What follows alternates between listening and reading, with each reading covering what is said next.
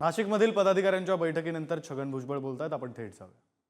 काही असलं तरी आमच्या गटाचे जे प्रमुख आहेत अजित पवार ते त्यांचा निर्णय घेत असतात. बाकी काय सगळे सांगत असतात.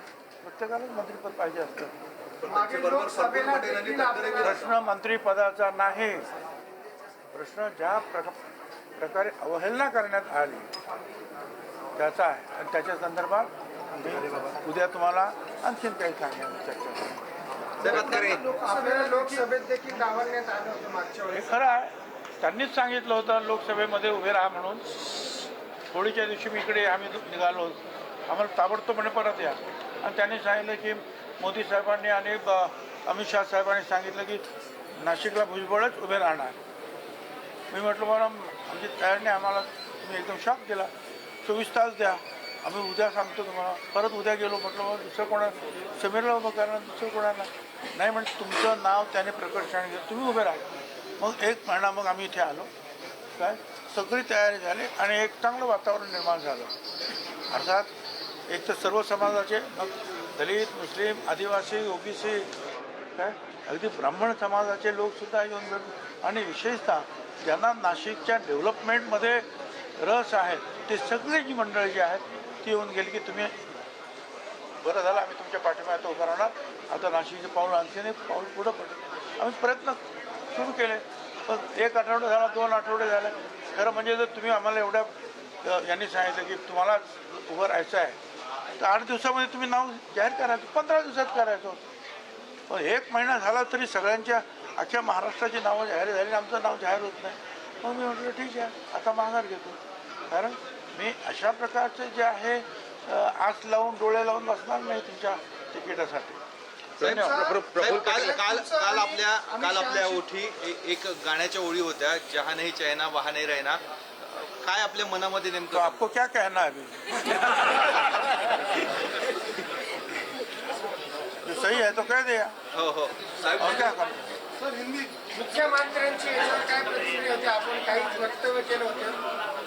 मला जे काय कळलं, मुख्यमंत्र्यांनी माझा प्रवेश मंत्रिमंडळात असावा यासाठी आग्रह धरला होता आणि निश्चित ते मी कन्फर्म करून घेतलं. साहेब मंत्रिमंडळात एक जागा ठेवली आहे तुमच्यासाठी. चला आता बाकीचं काय.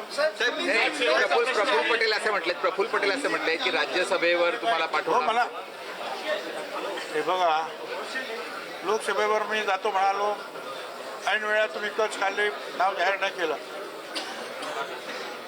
राज्यसभेची जागा आली, मी म्हटलं मला जाऊ द्या, त्याच्याला सुनीता ताईने पाठवायचं. मी म्हटलं बरं ठीक आहे, आता मी काय बोलत नाही. दुसरी जागा आली, त्या ठिकाणी मकरंद पाटील यांचे बंधू नितीन पाटील यांचं नाव द्यायला लागले. अरे म्हटलं मला जाऊ द्या, माझा फायदा तुम्हाला होईल पक्षाला, माझा चांगला फायदा तुम्हाला पक्षाला, मला जाऊ द्या. मी 40 वर्ष झाली इथे आहे. नाही मग मी त्यांना आम्ही शब्द दिला. आणि तुम्ही जे आहे हे इथे लढाईत असणं आणि महाराष्ट्रात असणं हे पक्षाची गरज आहे आणि तुम्हाला लढलं पाहिजे. आम्ही लढलो आणि लढल्यानंतर आता ते सांगतात की तुम्ही राज्यसभेवर जा का, तर मकरंद पाटील यांना मंत्री करायचं, त्यांनी ते केलं. आता त्यांना ते त्याच्या भावाला सांगणार तू राजीनामा दे, खाली आहे. आणि मग मला सांगणार तुम्ही आता जा वरती. मी म्हटलं मला पाहिजे होते तर मला मी काही लपून ठेवलं नाही. पण आता मी निवडणूक लढलो, आत्ताच संपली निवडणूक, अजून त्या मतदारसंघाचे काही प्रश्न निर्माण झालेले आहेत ते सोडायचे आहेत. माझ्यासाठी जीव काढला माझ्या लोकांनी मला निवडून आणण्यासाठी. मी त्यांना मी काय सांगू, मी राजीनामा देऊ शकत नाही. कारण राज्यसभेवर जायचं असेल तर विधानसभेचा राजीनामा द्यावा लागेल. आणि मी त्यांना सांगितलं 1-2 वर्ष द्या मला, काय मी जातो तोपर्यंत माझ्या मतदारसंघात मी स्थिर स्थावर सगळं करीन आणि मग त्यांचा निरोप घेऊन तुमच्याकडे येतो आणि मी जातो. त्याच्यानंतर ते म्हणाले आपण चर्चा करू, बसू. तर कधी बसलेच नाही. संपर्क करताय, ते तुम्हाला फोन करताय, तुम्ही त्यांचा फोन उचलत नाही असं कळतं. अजिबात चुकीची गोष्ट आहे. प्रफुल्ल पटेल जे आहेत यांना फोन करतात आणि हे फोनवर त्यांच्याशी बोलतात. अजित पवारांशी काही संपर्क साधला का आपल्याशी? नाही. अमित शहा यांच्या जवळ आपण गेला लोकसभेच्या काळामध्ये हे राष्ट्रवादीतल्या नेत्यांना अर्थात प्रफुल्ल पटेलांना असेल किंवा अजित पवारांना हे खटकलंय म्हणून आपला पत्ता कट झाला असं काही मला माहिती नाही ते विचार साहेब भाजपमध्ये जसं काल मर्यादा ठेवली 75 वर्षाच्या ज्येष्ठांना मंत्रिमंडळात घेऊन ये असं काही राष्ट्रवादीने काही धोरण आखले का नवीन? असं काय त्यांनी ठेवलं नाही.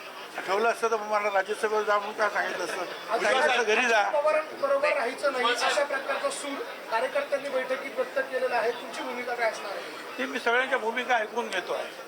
भूमिका ऐकून घेता आपण काय मी तुम्हाला सांगितलं मला मतदारसंघात जायचं आहे. मला उद्या मी महाराष्ट्रातले लिडर्स येणार आहे. सगळे लोकांना भेटणार. प्रफुल्ल पटेलांनी असं म्हटलंय मला राज्यसभेवर पाठवायचं हे तुम्हीच त्यांना म्हटले होते. त्यावेळेला 4-6 महिन्यापूर्वी त्यावेळेला होय त्यावेळेला माझं ऐकलं नाही. आणि आता म्हणजे मी काही लहान खेळणं आहे का तुमच्या हातातलं? तुम्हाला वाटेल तेव्हा तुम्ही त्या आता वरती हातापाचा खाली आता निवडणूक लढवा. पण तेही जाऊ द्या. पण माझ्या मतदारसंघातील लोकांना मी राजीनामा दिल्यानंतर काय वाटेल? मी त्यांना सांगितलं मी नक्की जायला मला जायचं आहे पण मला थोडे दिवस द्या. माझ्या मतदारसंघामध्ये माझी काही कामं आहेत ती पूर्ण करतो. लोकांची समजूत काढून मग जाऊ. म्हणजे तुम्ही म्हणणार बस बस उठ उठ छगन भुजबळ तसा मनुष्य नाही. दादा नॉट रिचेबल आहे सभागृहात आलेली साहेब.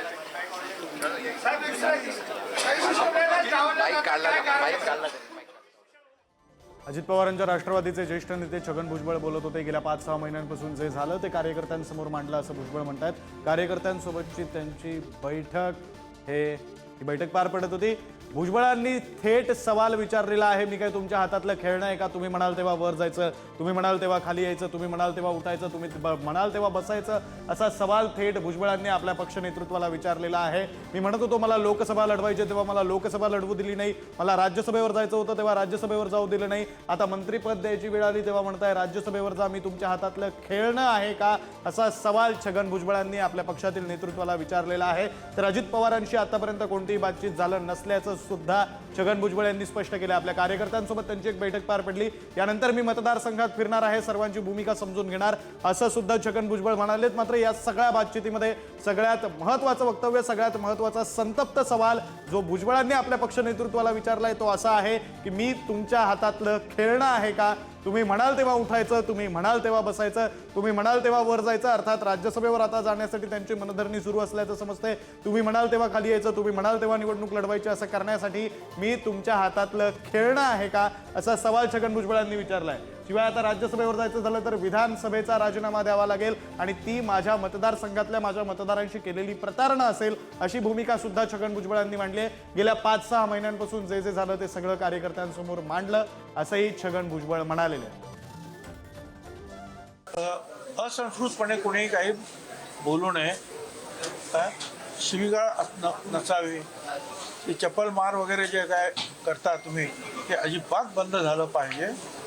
ठीक आहे तुमची मतं जी आहेत लोकशाहीमध्ये ती तुम्हाला व्यक्त करण्याचा अधिकार आहे परंतु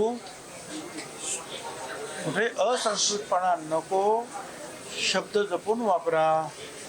काय आणि चप्पल मार वगैरे आंदोलनात बिलकुल थारा देऊ नका.